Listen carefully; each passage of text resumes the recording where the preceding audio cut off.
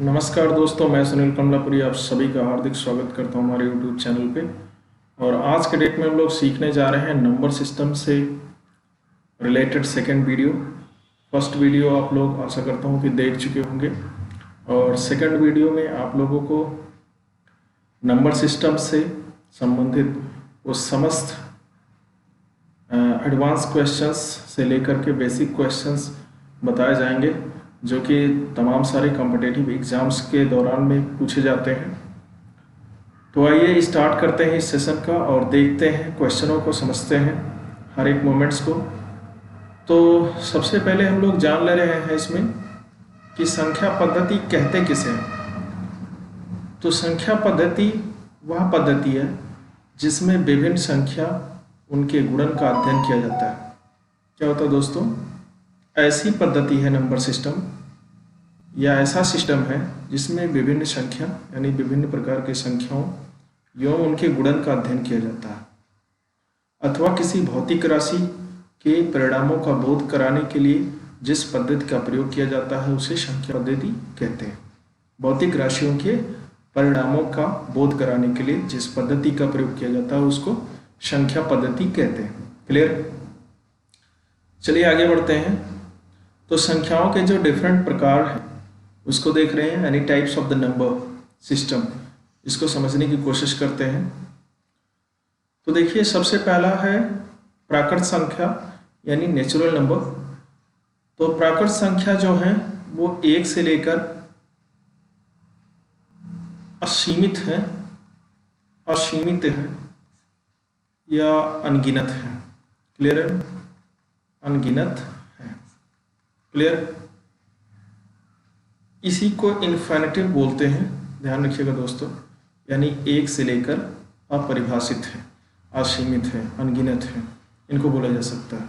तो प्राकृतिक संख्याएं 1 से लेकर अनंत तक होती हैं। अगला आता है पूर्ण संख्या। पूर्ण संख्याएं क्या होती हैं? 0 से लेकर के अनंत तक की जो संख्याएं होती हैं वो पूर्ण संख्या होती हैं। यानी प्राकृतिक संख्याओं में अगर हम लोग 0 को जोड़ देते हैं तो ये संख्या कैसी संख्या हो जाती है दोस्तों? ये संख्या हो जाती है पूर्ण संख्या। क्लियर हो गया? चलिए आगे देखते हैं इसमें पूर्णांक संख्याओं के विषय में। पूर्णांक संख्याएं कौन सी होती हैं? जो भी संख्याएं अनिश्चित ऋणात्मक होती हैं। अनिश्चित ऋणात्मक का मतलब कि अनंत तक ऋणात्मक होती है से लेकर के अनंत तक धनात्मक के बीच की जो संख्याएं होती हैं वो सारी पूर्णांक संख्याएं कहलाती हैं।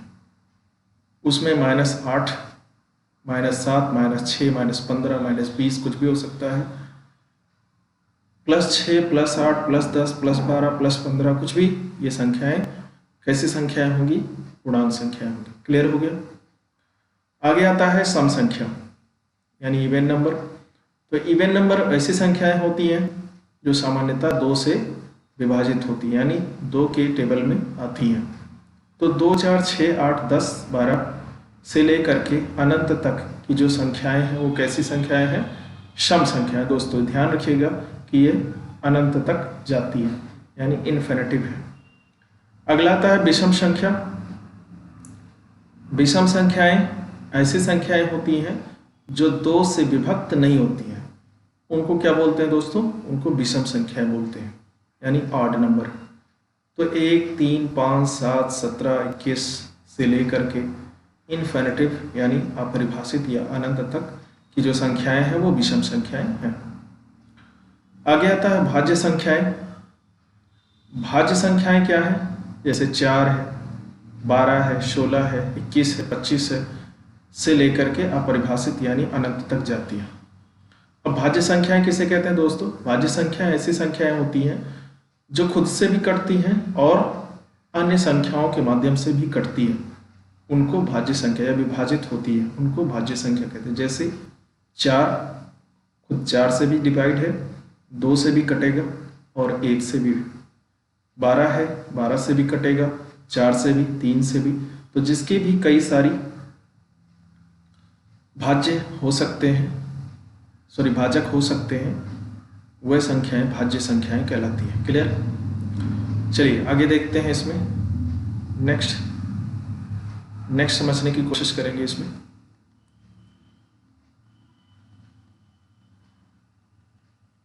चलिए आगे देख लेते हैं फटाफट के अंदाज में। अगला आता है अभाज्य संख्याएं यानी प्राइम नंबर।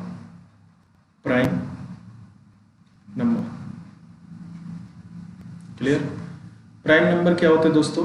ऐसी संख्याएं जो केवल खुद से यानी इटसेल्फ अदरवाइज बाई 1 से ही डिवाइड होते हैं, यानी खुद से अथवा 1 से ही विभाजित होती हैं। ऐसी संख्याएं प्राइम नंबर्स होती हैं यानी अभाज्य संख्याएं होती हैं। जैसे 2, 3, 5, 7, 11, 13, 17, 19, 23 ये सब क्या है?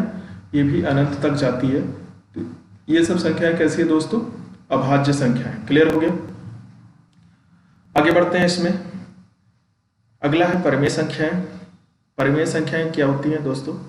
परिमेय संख्याएं ऐसी संख्याएं होती हैं जिनको a बाई क्यू या a बाई बी के रूप में या p बाई क्यू के रूप में लिखा जा सके। क्लियर है ना? तो जिन भी संख्याओं को a बटे बी या p बटे क्यू के फॉर्मेट में लिखा जा सकता है ऐसी संख्याएं परिमेय संख्याएं कहलाती हैं। जैसे 3/5, 7/9 आदि ये संख्याएं कैसी संख्याएं हैं? परिमेय संख्याएं। क्लियर? आगे आता है अपरिमेय संख्याएं। क्या है? जिन संख्याओं को a बाई बी अथवा p बाई क्यू के फॉर्मेट में हम लोग नहीं लिख सकते हैं, ऐसी संख्याएं अपरिमेय संख्याएं कहलाती हैं। जैसे √5 को दोस्तों हम लोग p बाई क्यू के फॉर्मेट में नहीं लिख सकते। क्लियर? अगला आता है वास्तविक संख्या यानी रियल नंबर कौन से हैं? जैसे 227, पाई, 2, 3, 217 ये सब संख्याएं कैसी संख्याएं हैं दोस्तों? ये संख्याएं हैं वास्तविक संख्याएं यानी रियल नंबर। क्लियर? चलिए आगे देखते हैं, आगे समझने की कोशिश करेंगे इसमें कुछ नेक्स्ट फॉर्मेट्स को। अब देख लेते हैं इसमें जो प्राकृतिक संख्याएं हैं या पूर्ण संख्याएं हैं या विषम संख्याएं हैं उनसे संबंधित कुछ रूल्स, कुछ परिभाषाएं और कुछ एग्जाम्पल्स। तो पहला था नेचुरल नंबर। जिन संख्याओं का प्रयोग वस्तुओं को गिनने के लिए किया जाता है उन्हें गणन संख्याएं या प्राकृत संख्याएं कहते हैं। कैसी संख्या होती है दोस्तों? ऐसी संख्या होती है जिनके माध्यम से वस्तुओं को काउंट किया जाता है। क्लियर है? इनको जो इंडिकेट किया जाता है वो कैपिटल N से इंडिकेट किया जाता है। प्राकृत संख्याओं का एग्जाम्पल ऊपर देख ही लिया आपने कि 1 से लेके अनंत तक की जो संख्याएं होती है वो कैसी होती है? वो प्राकृत संख्या यानी नेचुरल नंबर होती है। प्राकृत संख्याओं के गुण क्या है यानी properties of the natural number क्या है उसको देखते हैं। ये क्वेश्चंस काफी बार आया हुआ पेपर में। इनकी प्रकृति, इन्हीं से क्वेश्चंस बनते हैं। पहला बन रहा है जैसे कि 2 प्राकृतिक संख्याओं का योगफल सदैव प्राकृतिक संख्या ही होता है। सत्य या असत्य में आ जाता है। तो ध्यान रखिएगा कि 2 प्राकृतिक संख्याओं का योगफल सदैव प्राकृतिक ही होगा। क्लियर है? जैसे 4 और 3 7 होगा तो 7 क्या है? एक प्राकृतिक संख्या है। क्लियर? चलिए आगे आगे देखते हैं। 2 प्राकृतिक संख्याओं का घटाव एक प्राकृतिक संख्या हो या जरूरी नहीं। यानी अगर जोड़ते हैं संख्याओं को, 2 प्राकृतिक संख्याओं को जोड़ते हैं तो जो उनका रिजल्ट मिलेगा, परिणाम मिलेगा, वो हमेशा प्राकृतिक नंबर होगा। लेकिन यदि 2 प्राकृतिक संख्याओं के बीच में घटाव करते हैं यानी माइनस की प्रक्रियाएं करते हैं तो ऐसा जरूरी नहीं है कि आने वाला जो परिणाम हो वो प्राकृतिक ही हो। उदाहरण जैसे कि 8 और 3 एक प्राकृतिक संख्या है। 8 से 3 को सब्ट्रैक्ट करते हैं तो रिजल्ट क्या मिलता है? 5। और 5 कैसी संख्या है? प्राकृतिक संख्या है। जबकि अगर 4 और 6 दोनों प्राकृतिक संख्या है, लेकिन अगर 4 से 6 को सब्ट्रैक्ट करते हैं तो रिजल्ट क्या मिलता है? -2। और -2 एक प्राकृतिक संख्या नहीं। क्लियर हो गया ना? तो इस तरीके से इसको भी याद रखना है कि ऐसा नहीं हो सकता है कि हमेशा 2 प्राकृतिक संख्याओं का जो घटाव है वो प्राकृतिक संख्या ही हो। क्लियर? चलिए इसी प्रकार दो प्राकृतिक संख्याओं का गुणनफल एक प्राकृतिक संख्या ही होता है। यानी जब अगर हम लोग इनका आपस में गुणा करते हैं संख्याओं का, तो गुणनफल हमेशा एक प्राकृतिक संख्या ही होगा। ये फैक्ट है, इसको बिल्कुल याद करके रखिएगा आप लोग। जबकि भागफल एक प्राकृतिक संख्या हो या जरूरी नहीं है, यानी अगर जब भाग देने की प्रक्रिया होती है तो वो प्राकृतिक संख्या हो ऐसा कोई मानना संभव नहीं है। क्लियर हो गया? सेम सिचुएशन के आधार पर आगे बढ़ते हैं। इसमें नेक्स्ट है पूर्णांक संख्याएं। पूर्णांक संख्याएं कैसी संख्याएं होती हैं? प्राकृत संख्याओं के समुच्चय में शून्य को मिलाने पर जो संख्याएं प्राप्त होती है उन्हें पूर्ण संख्याएं कहते हैं। क्लियर हो गया ना? और पूर्ण संख्याओं को जो इंडिकेट करते हैं WC, इन सबको बिल्कुल याद रखना है आप लोगों को कि जैसे प्राकृत संख्याओं को कैपिटल N से, पूर्ण संख्याओं को कैपिटल W से इंडिकेट करते हैं। क्लियर? तो एग्जाम्पल तो आप लोगों ने देखा था, 0 से लेकर अनंत तक की जो संख्याएं होती हैं वो पूर्ण संख्याएं होती हैं। थोड़ा सा इसमें नोट देख लीजिए कि सभी पूर्ण संख्याएं धनात्मक पूर्णांक, परिमेय एवं वास्तविक होती हैं। जितने भी पूर्ण संख्याएं हैं वो सारी कैसी होती हैं? धनात्मक होती हैं, यानी ऋणात्मक नहीं हो सकती। परिमेय रूप में होती है, यानी P/Q के रूप में लिखा जा सकता है, और रियल नंबर्स होती हैं। क्लियर हो गया? सभी प्राकृतिक संख्याएं पूर्ण संख्या, यानी जितने भी प्राकृतिक संख्याएं हैं वो सारी पूर्ण संख्याएं। ये भी बेसिक कॉन्सेप्ट है, इसको भी दिमाग में रखिएगा कि जितनी भी प्राकृतिक संख्याएं हैं वो कैसी हैं? वो सारी पूर्ण संख्या हैं। लेकिन सभी पूर्ण संख्या प्राकृतिक संख्या नहीं है, ये भी ध्यान रखने हैं कि जितने भी पूर्ण संख्याओं प्राकृतिक संख्या नहीं है। क्यों नहीं है? क्योंकि यहाँ हमने जाना है कि इसमें एक 0 जुड़ गया है जो कि प्राकृतिक संख्या नहीं है, नेचुरल नंबर नहीं है, जैसे 0। क्लियर है ना? चलिए आगे और देखते हैं और क्वेश्चनों को समझते हैं, समझने की कोशिश करते हैं फटाफट के अंदाज में।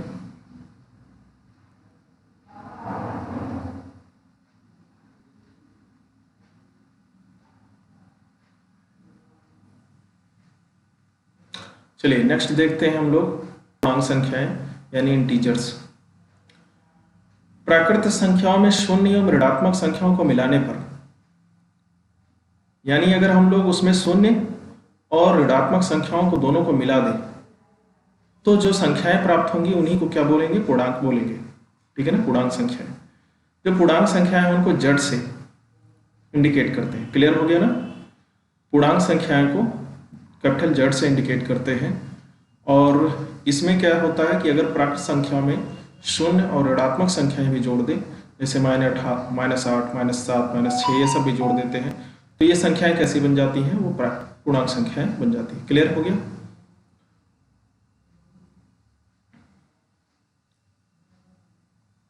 याद रखिएगा कि इसमें डेसिमल वाली संख्याएं इंडिकेट नहीं की जा सकती, यानी डेसिमल वाले नंबर्स को पूर्णांक संख्याओं में रखा नहीं जा सकता।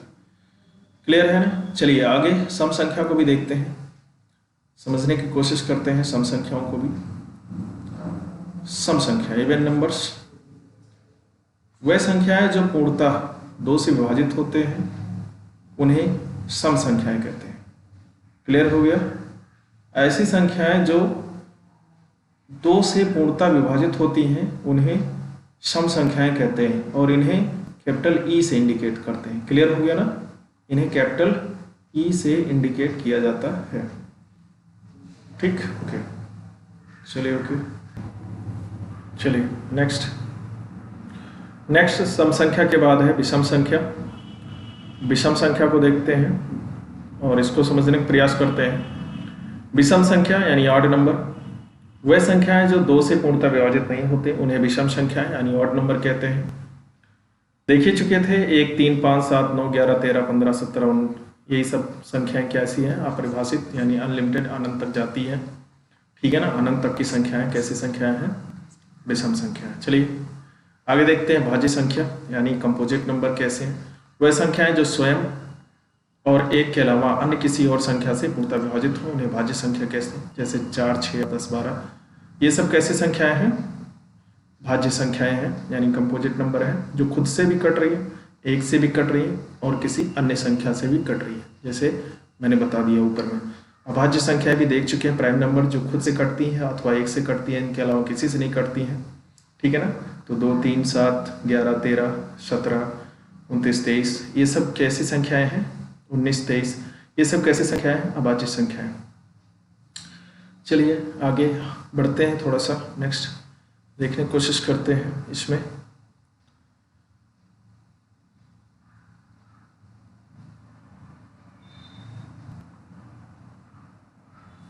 ध्यान रखिएगा दोस्तों, इसमें एक ना तो भाज्य संख्या है और ना ही अभाज्य संख्या है, ये ध्यान रखना है। ये पॉइंट का विषय है, क्योंकि ये क्वेश्चंस में कई बार आ चुका है कि एक कैसी संख्या है, तो ये ना तो भाज्य है और ना ही अभाज्य है, ध्यान रखिएगा। चलिए आगे देखते हैं। सहअभाज्य संख्या यानी को प्राइम नंबर कैसे नंबर होते हैं? जब दो या दो से अधिक संख्याओं में कोई भी उभयनिष्ठ गुणनखंड ना हो तो उसका मासा 1 हो।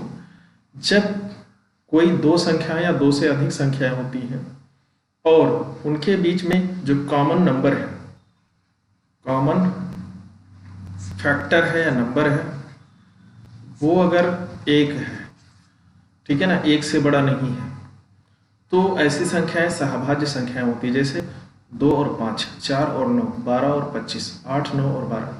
अब इसमें कैसे है? जैसे मान लेते हैं इनको देखना है 2 और 5 को, तो इसमें अगर हम इसको फैक्टर बनाने की कोशिश करते हैं तो देखिए 2 1 जा 2, ये तो आएगा नहीं, ठीक है ना, सॉरी 1, और यहाँ पे 5 ही रहेगा, 5 से डिवाइड करेंगे तो ये 5 1 जा 5, तो यहाँ पर सॉरी 2 है यहाँ पे, तो यहाँ पर देखते हैं 2 और 5 दो अलग अलग फैक्टर मिल रहे हैं जिनके बीच में हमको मासा नहीं मिल रहा है। क्लियर है ना? अगर दो नंबर्स इसमें सेम जैसे मिलते तो मासा की क्राइटेरिया तैयार हो जाती, तो ऐसा संख्या कैसा हो जाता है? सहअभाज्य संख्या यानी को प्राइम नंबर्स हो जाते हैं। क्लियर है? चलिए आगे देखते हैं। इसमें युग्म अभाज्य संख्याएं कैसे होते हैं? ऐसे अभाज्य संख्याएं जिनके बीच का अंतर 2 हो, युग्म अभाज्य संख्याएं कहलाती हैं। जैसे 11 और 13, 15 और 17 ऐसी संख्याएं कैसी होती हैं? युग्म अभाज्य संख्याएं होती हैं। क्लियर? यानी जिनके भी बीच का जो अंतर होगा वो 2 होगा। आगे देखते हैं परिमेय संख्या यानी रेशनल नंबर्स क्या होते हैं, जिन्हें भी पी बाई क्यू के फॉर्मेट में लिखा जा सकता है, ठीक है ना। वैसी संख्याएं परिमेय संख्या होती है, लेकिन ध्यान रखना कि क्यू जो है एक पूर्णांक है और पी जो क्यू जो है एक पूर्णांक है और क्यू बराबर नॉट इक्वल टू 0, मतलब वहाँ 0 नहीं होना चाहिए, ठीक है ना। परिमेय संख्याओं को क्यू से इंडिकेट करते हैं। क्लियर रहेगा? जैसे 3/8, 7/11, ठीक है ना, 8, ये सारी संख्याएं कैसी हैं?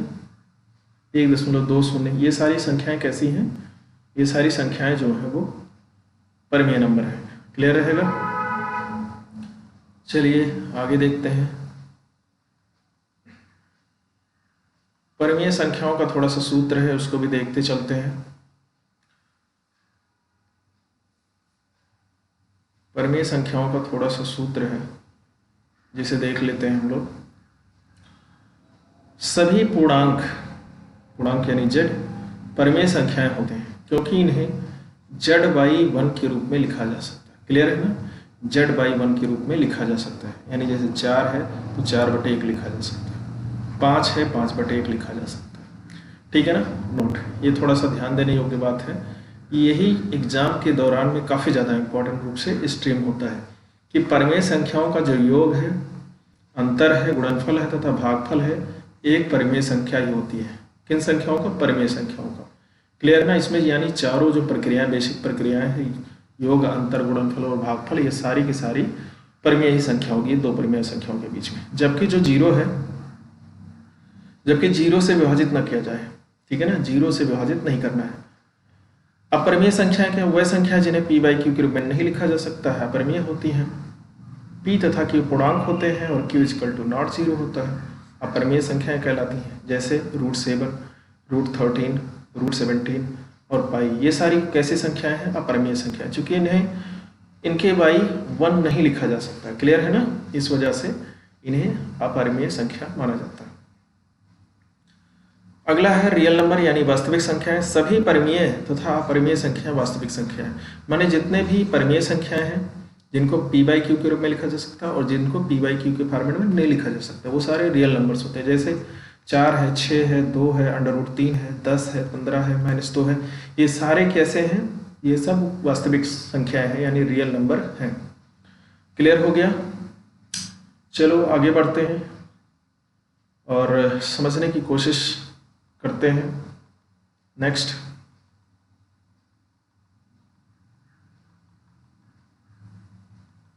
अगला आता है हमारा काल्पनिक संख्याएं।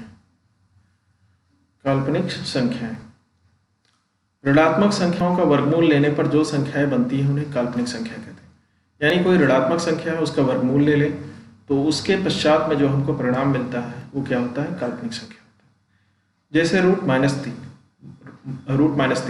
√-2, √-5, ये सारी कैसी हैं? काल्पनिक संख्या, यानी इमेजिनरी नंबर्स हैं। अब देखते हैं इम्पॉर्टेंट फैक्ट्स, जो कि परीक्षा की दृष्टि से काफ़ी ज़्यादा इम्पॉर्टेंट है और यही क्वेश्चंस जो है बार बार हर एक कंपटीशन में, हर एक परीक्षा में स्ट्रीम होते हैं। तो इनके ऊपर में ज़्यादा फोकस करना है आप लोगों को और एक बार इन सभी का स्क्रीनशॉट भी लेते रहिएगा। संख्या एक ना तो भाज्य है ना अभाज्य संख्या है, ये बता चुका हूँ आप लोगों को कि जो एक है संख्या वो ना तो भाज्य है और ना ही अभाज्य है। 2 एक मात्र ऐसा सम संख्या है जो ऋण भी है। क्योंकि क्वेश्चन आता है कि सबसे छोटी भाज्य संख्या अभाज्य संख्या क्या है, तो हम लोग बोलते हैं 2। फिर पूछता है कि सबसे छोटी सम अभाज्य संख्या कौन सी है, या सबसे छोटी सम अभाज्य संख्या कौन सी है, या एकमात्र सम अभाज्य संख्या कौन सी है, तो 2 है। क्लियर है ना? लेकिन अगर पूछता है कि सबसे छोटी विषम अभाज्य संख्या कौन सी है, तो 3 है। क्लियर रहेगा ना? क्योंकि एक को हमने पढ़ा है कि एक ना तो भाज्य है और ना ही अभाज्य है। 3 सबसे छोटी विषम अभाज्य संख्या है। क्लियर? 4 सबसे छोटी भाज्य संख्या है। क्लियर रहेगा? चूंकि 2 जो है वो विषम संख्या है, सॉरी सम संख्या है, लेकिन अभाज्य संख्या के अंतर्गत मानता है, और 4 जो है वो भाज्य संख्या है, तो इसलिए इसको सबसे छोटे रूप में माना जाता है, तो कि 4 सबसे छोटी भाज्य संख्या है। आगे देखते हैं, 9 सबसे छोटी विषम भाज्य संख्या, यानी विषम भाज्य संख्याओं में सबसे छोटी जो संख्या है वो 9 है। वेरी वेरी इंपॉर्टेंट है, ध्यान रखिएगा, वेरी वेरी इंपॉर्टेंट के रूप में इसको नोट कर लीजिएगा। 1 से लेके 100 तक कुल अभाज्य संख्याएं जो है वो 25 है, यानी 25 प्राइम नंबर्स हैं 1 से लेके 100 तक के बीच में। क्लियर है ना? जो कि खुद से या फिर 1 से कटेंगी या भाज्य होंगी। 1 से लेके 50 तक कुल जो अभाज्य संख्या है वो 15 है। ठीक है ना? तो इससे क्लियर हो जाता है कि 51 से लेकर के 100 तक के बीच में जो कुल अभाज्य संख्या है वो 10 है। क्लियर हो गया? 1 से लेके 25 तक कुल अभाज्य संख्याएं कितनी है? 9 है। क्लियर हो गया ना? तो इसका मतलब है 26 से लेकर के 50 तक के बीच में जो अभाज्य संख्या है वो कितने हैं? 6 है। क्लियर रहेगा ना? तो 1 से लेकर 25 तक कुल अभाज्य संख्या कितनी है? 9 है। ध्यान रखिएगा इसको, वेरी वेरी इंपॉर्टेंट है। और 25 से लेकर 50 तक कुल अभाज्य संख्याएं जो है वो 26 हैं। क्लियर? आगे है 50 से 100 तक कुल अभाज्य संख्याएं कितने हैं? 10 है। ध्यान रहेगा आप लोगों को। चलिए आगे समझने की कोशिश करते हैं। चलिए आगे देखते हैं। अंक 0 से 9 तक होते हैं, अतः अंकों की जो संख्या है वो कितनी है? 10 है। आपको पता है जो बेसिक नंबर्स हैं वो कितने हैं? 0 से लेके 9 तक है। इसके बाद रिपीटेड नंबर आते हैं। संख्या 1 से शुरू होती है और संख्या अनंत तक होती है। ये भी कॉन्सेप्ट जो है माइंड में एकदम रखिएगा कि संख्या की जो शुरुआत होती है वो 0 से ना होकर के 1 से होती है और अनंत तक चलती है। एक अंकीय संख्या 9 होती है। एक अंकों की जो कुल संख्याएं हैं वो कितनी है? 9 है, पूछ लेता है पेपर में। 2 अंकीय संख्या कितनी है? 90 है। क्लियर रहेगा ना कि 2 अंकीय कुल संख्याएं कितनी है? वो है 90 है। 3 अंकीय संख्याओं के बारे में पूछता है तो 900 है। 4 अंकीय संख्याओं को पूछता है तो 9000 है। क्लियर रहेगा ना? ये सब बिल्कुल फॉर्मेट जो है आपको दिमाग में जो है बिल्कुल होने चाहिए परीक्षा के लिहाज से। आगे देखते हैं, केवल 2 ऐसी सम जो अभाज्य व सम दोनों है। केवल 2 ऐसी संख्याएं हैं जो अभाज्य व सम दोनों है। क्लियर है ना? दो ऐसी संख्याएं हैं जो सम भी हैं और अभाज्य भी हैं। क्लियर रहेगा? वह दो अभाज्य संख्याएं जिनके बीच केवल एक सम संख्या होती है अभाज्य जोड़ा कहलाता है। क्लियर है? मतलब वह दो अभाज्य संख्याएं जिनके बीच केवल एक सम संख्या होती है अभाज्य जोड़ा कहलाता है। जैसे 5 और 7 के बीच में केवल एक भाज्य संख्या है, वो है क्या? 4। क्या है? 4। और वो कैसा नंबर है? सम संख्या है। 3 व 5, 5 और 7 के बीच में 6 है, सॉरी मिस्टेक। 3 और 5 के बीच में 4 है, 11 व 13 के बीच में 12 है, 17 और 19 के बीच में 18 है, 29 और 31 के बीच में 30 है। क्लियर है ना? ये सब नंबर कैसे हैं? सम संख्याएं होते हैं। आगे देखते हैं इसमें कि सभी प्राकृतिक संख्याएं पूर्ण, पूर्णांक, वास्तविक एवं परमीय होती हैं। जितनी भी प्राकृतिक संख्याएं हैं वो सभी कैसी हैं? पूर्ण होती हैं, पूर्णांक होती हैं, वास्तविक हैं तथा परमीय संख्याएं होती हैं। सभी पूर्णांक जो पूर्ण संख्याएं हैं वो पूर्णांक, वास्तविक और परमीय होती हैं। जितनी भी पूर्ण संख्याएं हैं वो सभी कैसी हैं? पूर्णांक होती हैं, वास्तविक यानी रियल नंबर भी होती हैं, परमेय यानी p/q के रूप में भी लिखी जा सकती हैं। क्लियर? चलिए आगे देखते हैं, इसमें समझने की कोशिश करते हैं नेक्स्ट पोर्शन को।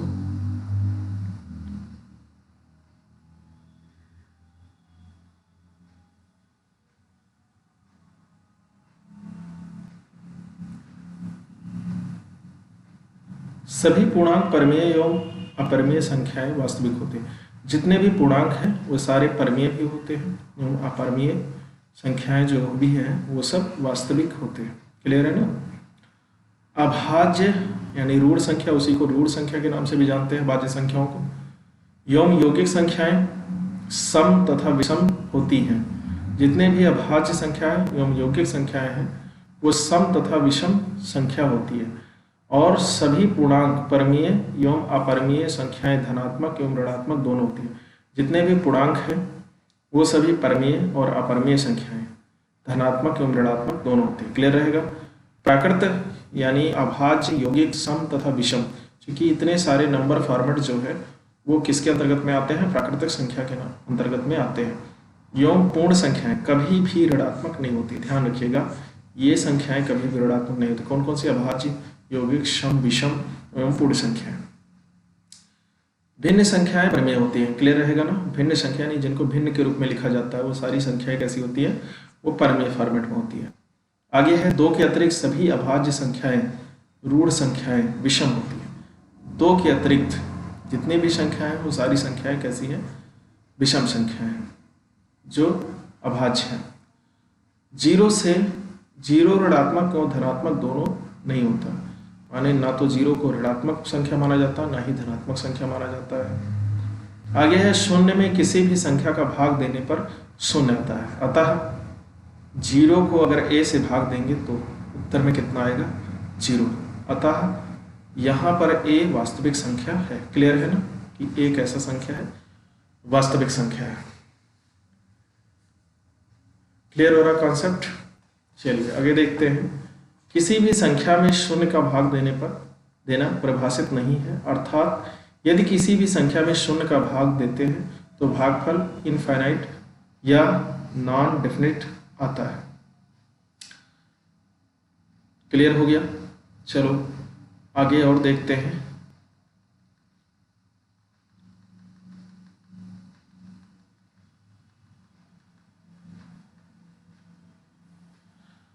यानी अगर मान लेते हैं कोई संख्या a है और उसको हम लोग 0 से भाग देते हैं तो इनफाइनाइट उत्तर में मिलता है। किसी संख्या का जो वास्तविक मान होता है उसे जातीय मान कहते हैं। कोई भी संख्या है, उस संख्या का वास्तविक जो मान होता है उसे जातीय मान कहते हैं। जैसे 5, 2, 8, 3 में 2 का जातीय मान 2 ही होगा। क्लियर है ना? तो उनको जातीय मान कहा जाता है। किसी संख्या में किसी अंक का स्थान के अनुसार जो मान होता है उसे स्थानीय मान कहते हैं। जैसे 5, 2, 8, 3 में 2 का जो स्थानीय मान होगा वो कितना होगा दोस्तों? 200 होगा, क्योंकि ये सैकड़े के स्थान पे है। आगे है, दो परिमेय संख्याओं का जो योगफल तथा गुणनफल सदैव एक परिमेय संख्या होता है। यानी कोई दो परिमेय संख्याएं हैं, उनको जोड़ा जाए तो गुणा किया जाए तो उनका जो गुणनफल और योगफल होगा वो हमेशा परिमेय संख्या होगा। दो परिमेय संख्याओं का योगफल तथा गुणनफल कभी परिमेय संख्या तथा कभी अपरिमेय संख्या होता है, माने दोनों कंडीशन में चलता है। क्लियर रहेगा?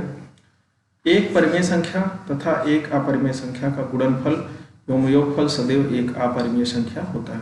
एक परिमेय संख्या तथा एक अपरिमेय संख्या दोनों का गुणनफल तथा योगफल सदैव एक अपरिमेय संख्या ही होगा, कोई भी परिमेय संख्या है।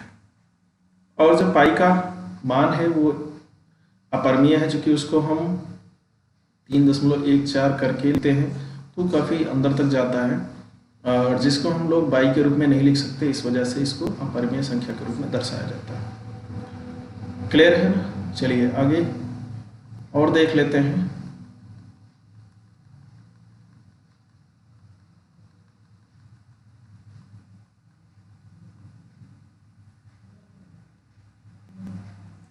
दो परिमेय संख्याओं या दो अपरिमेय संख्याओं के बीच अनंत परिमेय संख्या होती है। अनंत परिमेय संख्याएं या अनंत अपरिमेय संख्याएं हो सकती हैं। क्लियर रहेगा ना? दो परिमेय संख्याओं के बीच में या दो अपरिमेय संख्याओं के बीच में अनंत परिमेय संख्या और अनंत अपरिमेय संख्या होगी। परिमेय संख्याओं को दशमलव निरूपण या सीमित होता है या असीमित आवर्ती होता है। जो परिमेय संख्याओं को अगर हम लोग दशमलव में निरूपण करते हैं तो ये सीमित रहता है या असीमित दोनों होता है, और असीमित में कैसा होगा? आवर्ती होगा। जैसे 3/4 को अगर हम लोग भाग देते हैं तो इसमें जो मान मिलेगा वो 0.75 मिलेगा, जो कि सीमित है। और अगर हम 11 को 3 से भाग देते हैं तो 3.6666 करके रिपीट होता रहेगा, जो कि असीमित आवृत्ति है। इस वजह से कभी भी परिमेय संख्याओं को दशमलव निरूपण करते हैं तो वो सीमित अथवा असीमित दोनों हो सकते हैं। अपरिमेय संख्याओं का दशमलव निरूपण अनंत व अनावर्ती होता है। यानी अगर हम अपरिमेय संख्याओं को दशमलव में निरूपित करते हैं तो ये अनंत तक जाएगा तथा अनावर्ती होगा, यानी इसमें किसी भी संख्या का आवर्तीपना नहीं होगा। ठीक है ना? क्लियर? आगे है, प्रत्येक सम संख्या का वर्ग एक सम संख्या होता है तथा प्रत्येक विषम संख्या का वर्ग एक विषम संख्या होता है। यानी किसी सम संख्या का वर्ग किया जाए, जैसे मान लेते हैं 4 है तो 4 का वर्ग कितना होता है? 16 होता है। तो ये भी कैसा है? सम संख्या। अगर मान लेते हैं विषम संख्या में ले लेते हैं 3 का वर्ग करते हैं तो 3 त्रिका 9, तो ये भी कैसा है? विषम संख्या। प्रथम n प्राकृतिक संख्याओं का जो योग होता है, प्रथम n प्राकृतिक संख्याओं का जो योग होता है वो क्या होता है दोस्तों? वो होता है n+1/2। यही होता है सूत्र जिसमें n प्राकृतिक संख्याओं का योग प्राप्त हो जाता है। जैसे मान लेते हैं प्रथम 8 प्राकृतिक संख्याओं का योगफल निकालना हमें, तो क्या करेंगे दोस्तों? लिखेंगे n के जगह पे 8, फिर n के जगह पे 8 + 1/2 लिखेंगे। अब यहाँ पे क्या हो जाएगा? 8 × 8 1 9/2, 8 9 जा 72/2, और इसको कट कर देंगे, 2 3 जा 6, 1 बचेगा, 2 6 जा 12, 36, यानी उनका जो वैल्यू आ जाएगा वो 36 आ जाएगा।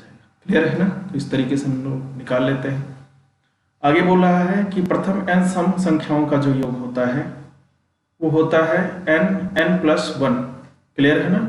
n+1, यानी जैसे बोला जाए कि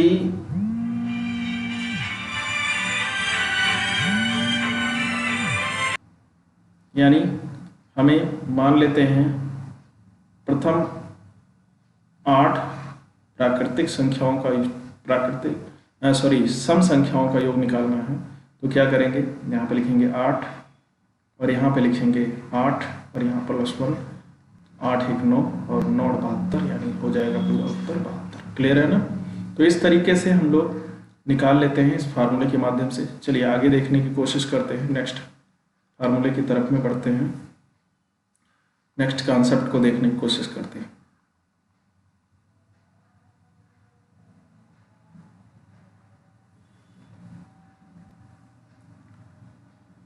अगला है कि प्रथम n विषम संख्याओं का जो योग होता है वो n स्क्वायर होता है। क्लियर है ना? n स्क्वायर, कोई भी विषम संख्याएं हैं, n विषम संख्याएं हैं, यानी प्रथम 10 विषम संख्याओं का योग या प्रथम 11 विषम संख्याओं का योग निकालना है तो क्या करेंगे, 11 का स्क्वायर करेंगे यानी 121 उत्तर हो जाएगा। क्लियर हो गया?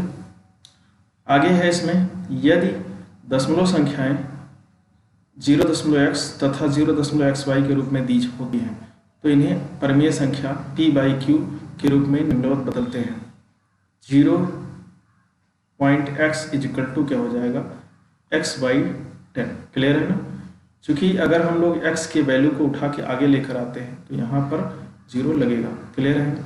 जैसे 0.xy यानी कोई भी संख्या यहाँ पे लिखी हुई है, 4, 6, 8 कुछ भी लिखा हुआ है, तो इसको अगर हम उठा के इधर के साइड में लेकर आते हैं, लेफ्ट साइड में दशमलव के, तो यहाँ पर क्या होगा, 1 लिखने के पश्चात में उतनी संख्या, जितनी संख्या हम लोग लेफ्ट साइड में डालते हैं उतना 0 बढ़ाना पड़ता है। अर्थात दशमलव के बाद 1 अंक होता है तो 10 का 2 अंक होता है तो 100 का 3 अंक होता है तो 1000 का भाग देने पर दशमलव संख्या परमेय संख्या में बदल जाती है। क्लियर है ना?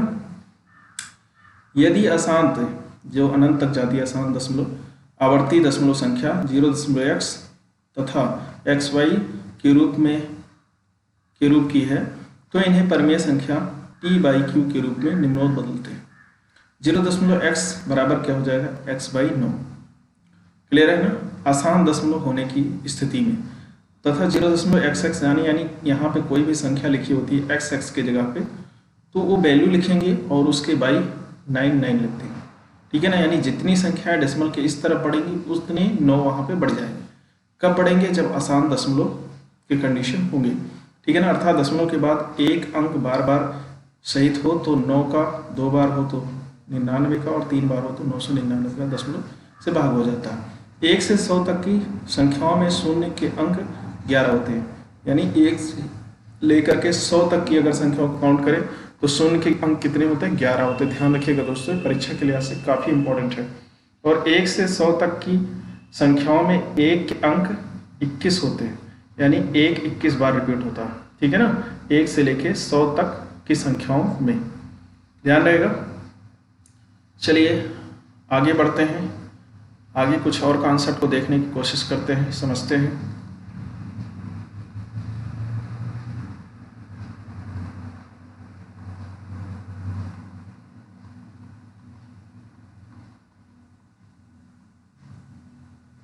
कुछ याद रखने वाले सूत्र हैं, उन्हीं को देखने की कोशिश करेंगे। किसी भी पहाड़े का योग उस पहाड़े के 55 गुने के बराबर होता है, ये ध्यान रखना है। अर्थात n के पहाड़े का योगफल होगा 55n। ठीक है ना? यानी किसी भी पहाड़े को पढ़ रहे हो, ठीक है ना, तो उस पहाड़े का जो योगफल होगा वो 55 और n उस संख्या को रख देंगे। ठीक है ना? जिसका पहाड़ा पढ़ रहे होते हैं तो उसका जो योगफल आता है वो आ जाएगा। जैसे 1 से लेके n तक के पहाड़े का जो योगफल होगा वो कैसा होगा दोस्तों, वो होगा 55, ये रखेंगे। इसके बाद में क्या करेंगे, n प्लस 1 और i2। ठीक है ना? तो ये हो जाएगा इसका मान। ठीक है ना? और यहीं पर वो संख्या रख देंगे और उस संख्या को सॉल्व कर लेंगे तो उसका योगफल निकल आएगा। क्लियर है ना? आगे है प्राकृतिक संख्याओं के वर्गों का जो योगफल होता है वो कैसा होता है। जैसे कोई संख्या दिया रहा है 1 का स्क्वायर प्लस 2 का स्क्वायर प्लस 3 का स्क्वायर प्लस 4 का स्क्वायर, मतलब डॉट डॉट डॉट ऐसे ही करके अनंत तक जाए। ठीक है ना? तो कैसा हो जाता है, किस तरीके से उस वैल्यू को निकालते हैं, तो n⁻6 करते हैं। ठीक है ना? और क्या करते हैं, n+1 कर देते हैं, n+1 कर देते हैं, यानी जितनी वैल्यू लिखी रहेगी यहाँ पे उतना ले जाते हैं। 2n+1 कर देते हैं और इस वैल्यू को सॉल्व कर लेते हैं तो प्राकृतिक संख्याओं के वर्गों का जो योगफल है वो आ जाता है। क्लियर है ना? 6/n, n+1, 2n+1, इस वैल्यू को अगर सॉल्व कर लेंगे तो प्राकृतिक संख्याओं के जो वर्ग हैं उनका योगफल हमें मिल जाएगा। n प्राकृतिक संख्याओं के घनों का अगर योगफल निकालना होगा तो जैसे 1 क्यूब 2 + 2 क्यूब + 3 क्यूब + 4 का क्यूब, इस तरीके से पावर के रूप में तो इनको निकालने के लिए हम लोग को क्या करना होगा? कुछ नहीं करना है दोस्तों। इसमें करना ये है कि जैसे n है, n+1 है, ठीक है ना, और बाई 2 है और पूरे के घाते 2 है। इस तरीके से अगर वैल्यू रखते हैं n का वैल्यू, यानी जितनी संख्याएं जाती हैं उन संख्याओं को रख देते हैं और सॉल्व कर लेते हैं तो वैल्यू निकल आती है। n प्राकृतिक सम संख्याओं के वर्गों का अगर योगफल निकालना है तो जैसे 2 का स्क्वायर प्लस 4 का स्क्वायर प्लस 6 का स्क्वायर, ये सारी सम संख्याएं हैं और अनंत तक जा रहे हैं या एक निश्चित संख्या तक जाते हैं, तो इसमें क्या होगा, क्या सूत्र लगाना है, 2n, यानी वो जो वैल्यू रहेगा उसको यहाँ पे पुट करना है जितना तक जाएगा, और बाई 3 और यहाँ पे n+1, ये करके इस वैल्यू को सॉल्व करके निकाल सकते हैं। आगे है n प्राकृतिक सम संख्याओं के घनों का योगफल क्या होगा।